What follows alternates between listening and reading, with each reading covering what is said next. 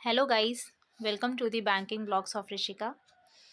तो कैसी चल रही है सबकी पढ़ाई? स्पेशली आईपीएस पीओ के इतने शॉकिंग कट ऑफ, और उससे भी ज़्यादा शॉकिंग है उसका जो मार्क्स रिवील हुआ है, जिसे होता है ना कितने ऑब्टेन किए हैं लोगों ने। वो बहुत ही ज़्यादा मतलब हैरानजनक है एक्चुअली। मतलब इंग्लिश जीए तो चलो भाई समझ में आता है बहुत लोगों को कि उसमें मार्क्स डिडक्ट होते हैं या फिर मार्क्स कम हो जाते हैं, ये सब पता रहता है। बट रीजनिंग में और मैथ्स में तो खैर मतलब कम जिनके आए जो आए हैं, रीजनिंग में बहुत सारे लोगों के मतलब ज़ीरो मार्क्स आए हैं। किसी इंग्लिश में ज़ीरो आए हैं, जबकि किसी ने अगर 14-15 अगर बनाया है रीजनिंग, तो जाहिर सी बात है रीजनिंग या तुक्के तो कोई लगा के आता नहीं है रीजनिंग में, और उस पर उसका ज़ीरो आ गया है या माइनस में चला गया है। ये बहुत ही मतलब शॉकिंग है आखिर कि क्यों आखिर ऐसा हुआ आईपीएस पीओ के मेंस में जो मार्क्स आए हैं। बहुत लोग तो ऐसा भी बोल रहे हैं कि काश एसएससी की तरह या फिर बाकी सारे पेपर्स की तरह ये भी एक आंसर नोट रिवील करते या फिर आंसर की निकालते, जिससे हमें पता चलता कि हाँ भाई हमने क्या क्या गलती किया है। और सही भी है, गलत तो खैर है नहीं, जाहिर सी बात है।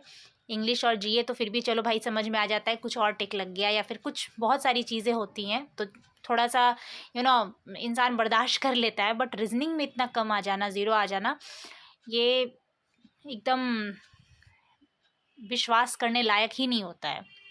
बहुत लोग यहाँ पे आपको बोलेंगे कि हो सकता है कि तुमने सोचा होगा कुछ और आंसर कुछ आ रहा होगा, बट ऐसा नहीं होता है रीजनिंग में। जाहिर सी बात है, कोई बंदा अगर प्री निकाल कर मेंस में बैठा है ना, डायरेक्ट तो मेंस में बैठा नहीं है, तो उसको इतना अकल तो है ना कि रीजनिंग और मैथ्स में एक्यूरेसी कितनी है उसकी। ठीक है ना? तो ये जो नॉलेज होता है ना कि तुमने हो सकता है कि 14 क्वेश्चन बनाए होंगे, सारे गलत हो गए होंगे, या उसमें से 10 क्वेश्चन गलत हो गए होंगे, तो थोड़ा सा मतलब सोचने वाली बात है। ऐसा नहीं है वो बंदा प्री निकाल के बैठा है उसमें, तो उसको अक्ल है कि उसने क्या बनाया नहीं बनाया है। खैर मैंने जो टॉपिक था वो एलआईसी एडीओ को का मेडिकल डीवी के लिए लाया, मतलब ये वीडियो बनाया था। बट चूँकि कुछ कुछ माइंड में चल रहा था आईपीएस पीओ के स्कोर कार्ड को लेके, तो थोड़ा सा मतलब मन कर रहा था कि हाँ मैं शेयर करूँ आपसे कि मतलब क्यों आखिर रीजनिंग में ज़ीरो आए हैं यार। मतलब इंग्लिश में तो चलो भाई ज़ीरो एक देर के लिए खैर एक्सेप्ट तो वो भी नहीं होगा कि लोगों को, क्योंकि पता रहता है कि मेरी एक्यूरेसी कैसी है ना। बट रीजनिंग में कैसे कोई बोल सकता है कि आपने अगर 14 बनाया है, 16 बनाया है या 20 बनाया है तो सारे गलत हो गए होंगे? ठीक है। और अभी जो सबसे करीब पेपर है ये सबको पता ही है, वो यूआईसीएल का असिस्टेंट है, जो कि 6 को ही है शायद, यानी कि कल 6 फैब को ही है। एंड नेक्स्ट पेपर होगा 13 फैब को, वो है यूआईसीएल का एओ। मतलब इंश्योरेंस का पेपर तो अभी एक वीक के बाद ही दो मतलब पेपर आपको कंटिन्यू देखने को मिलेगा। उसके ठीक 10 दिन के बाद अप्रॉक्स आपका एसबीआई क्लर्क होगा। तो जिसको भी पता है ये चीज़ तो माइंड में है कि एसबीआई क्लर्क अपना 15 डेज़ के विद इन में रिजल्ट देती है, तो जाहिर सी बात है रिजल्ट मोस्ट प्रोबेबली चांस है कि 10 फैब तक एसबीआई क्लर्क अपना रिवील कर देगी। तो ज़्यादा दिन नहीं है, 2-4 दिन का बात है, और वेट कर लीजिए। और ये वीडियो जो है वो एलआईसी एडीओ के मेडिकल को लेकर है। मैं बताना चाहूँगी आपको कि बहुत लोगों के माइंड में ऐसा आ रहा है कि उनकी लिस्ट में नाम है बट अभी तक मेल नहीं आया। तो मैं आपको बता दूं कि कुछ जगह के ऐसे लोग हैं, मतलब कुछ डिवीज़न के, जिनका मेल एक्चुअली सिर्फ मेल नहीं कर रहे हैं, वो 3 तरीके से वो आपको बता रहे हैं। पहला मेल कर रहे हैं, नहीं तो कॉल आ रहा है, या फिर पोस्ट के थ्रू भी आ रहा है। ठीक है। तो ये मैं जिसकी बात कर रही हूँ ना, कुछ जैसे सूरत डिवीज़न, हावड़ा डिवीज़न, ये सब के क्या उसको बोलती हूँ मैं, मेल आया उन लोगों को, कॉल नहीं आया है। उन लोगों को मेल आया है, उसने कहा कि मैंने चेक नहीं किया था, बट उसने चेक किया तो उसका 12 फैब को मेडिकल है। ये सूरत डिवीज़न की बात कर रही हूँ मैं। 12 फैब को उनका मेडिकल है। तो जाहिर सी बात है कि अगर आपका कॉल नहीं आ रहा है तो आप एक बार मेल ज़रूर चेक कीजिए, हो सकता है आपका मेल आ गया होगा, या फिर पोस्ट भी हो रहा है। तो पोस्ट एक्चुअली चांसेस कम होते हैं, पोस्ट के मेनली चांसेस होते हैं कि वो आपको मेल करेंगे, नहीं तो कॉल करेंगे। ठीक है। तो यहाँ पर बहुत लोग ऐसे बोल रहे हैं क्योंकि अब कॉल नहीं आ रहा है, तो सोच रहे हो कि क्या मैं यहाँ कॉल करूँ, क्या इधर मतलब डिवीज़न में कॉल करूँ, एलआईसी वालों को कॉल की। तो कोई ज़रूरत नहीं है आपको कॉल करने की, वो आपको मेल करेंगे। जाहिर सी बात है, अगर उन्होंने आपका लिस्ट में नाम लिया है तो उनको ज़रूरत है आपकी। ऐसे नहीं कि बस लिस्ट में डाल दिया और आपको बुलाएंगे ही नहीं, बिल्कुल ऐसा नहीं होगा। वो आपको ज़रूर बुलाएंगे मेडिकल के लिए। अपना डॉक्यूमेंट्स रेडी रखिएगा सब कुछ, और जो भी मतलब रिक्वायरमेंट है डॉक्यूमेंट्स के जो आपको ले जानी है वहाँ, वो सारा आप एक बार चेक कर लीजिएगा। और हो सके तो उसकी एक कॉपी एक्स्ट्रा रखिएगा। सारे पेपर्स के, जितने भी पेपर्स आप लेके जा रहे हैं ना, सबकी एक एक कॉपी एक्स्ट्रा रखे रहिएगा। ये नहीं कि वहाँ कुछ भी मांगा तो आपको दौड़ना पड़ जाए, परेशानी बहुत होती है।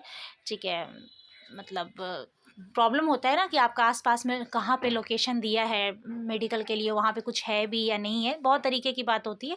तो आप एक कॉपी एक्स्ट्रा रखिएगा। और टेंशन बिल्कुल मत लीजिए, आपके डिवीज़न से अगर कॉल नहीं आया है तो वो कॉल करेंगे, नहीं तो वो मेल के थ्रू आपसे कांटेक्ट करेंगे।